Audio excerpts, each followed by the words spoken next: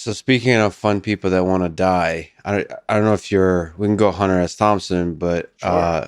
Charles Bukowski. I don't know if you're aware of the guy. I'm aware of him. Sure. I've read S- some of s- his stuff. So his tombstone says, I just wanted to ask you a Yeah, question yeah. about it. His tombstone says, "Don't try." Interesting. What do you think about that advice as a way to approach life? I think for many people, it's a good advice. Because the people that are going to try will do anyway. And the people that need to be told, there's a whole cottage industry now of motivational speakers and life coaches and gurus that tell people that they all have to own their own business and be their own boss and be a disruptor and get into industries. That's incredibly unrealistic for most people. Most people are not suited for that. And the Gary V's of the world that tell everybody that they should just hustle and grind and hustle and grind. They're Yeah, very light on the specifics of what they should actually do. yeah. Yeah, I think a lot of people, that's not horrible advice to give to a lot of people. I think my generation got horrible advice from our parents, from our teachers. And that advice was follow your dreams. And nobody, and that was it, by the way. There was no like, what are your dreams? Are they realistic? What Uh-huh. happens when they don't work out? Will your dreams make you happy? Are your dreams real? Do they exist on Earth? Yeah, Can you follow anybody to yeah, follow your dreams?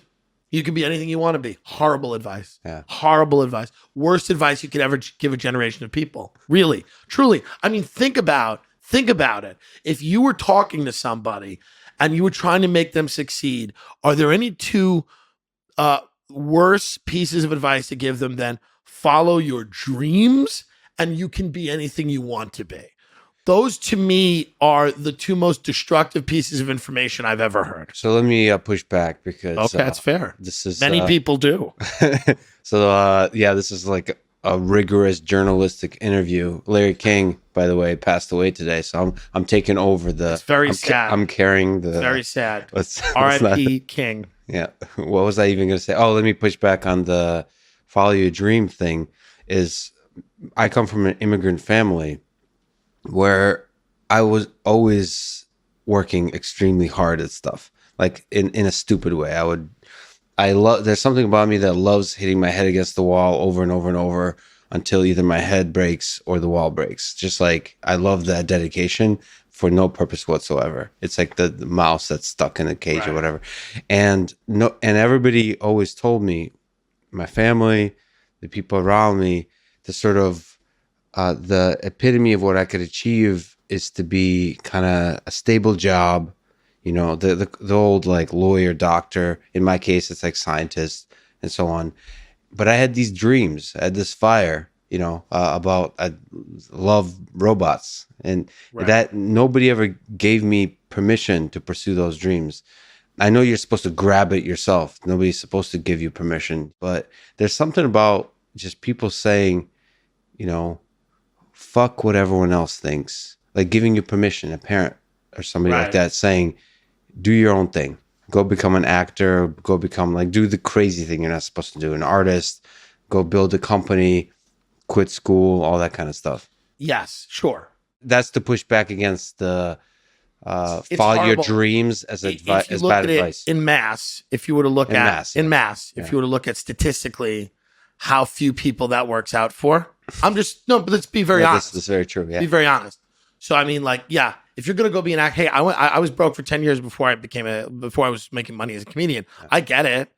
I didn't need Gary Vaynerchuk to tell me to follow my thing, right? Yeah. And here's the other thing: I was kind of funny, and like, I was kind of a lot of things were in my favor of being a comedian, right? I had this kind of crazy, fucked up life. I had a lot of stories.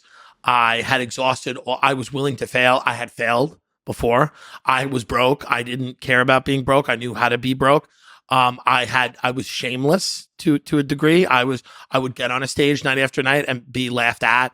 I had a high threshold for being embarrassed. I had a high threshold for people thinking that I was a scumbag, right? And showing up at family parties and being like, yeah, I still really don't have a job. And I work at comedy clubs kind of, and I get booked when I can. Yeah. And I was, suited for it. There's this idea that people can just roam around the world injecting themselves into other things they have no aptitude for at all and will that to happen. A small percentage of people might be able to do that, but the vast majority of people have something they might key into that they're meant to do. Like you loved robots, you love technology, and you found a place in that world where you thrive. But I think many people, a lot of people love robots, right? So a lot of people think everything you do is interesting. Yeah. I think your shit is fascinating. I watch your podcast and I think it's very interesting. I have no place in your world. You know what I mean? I have no place in that world. I don't like remedial math.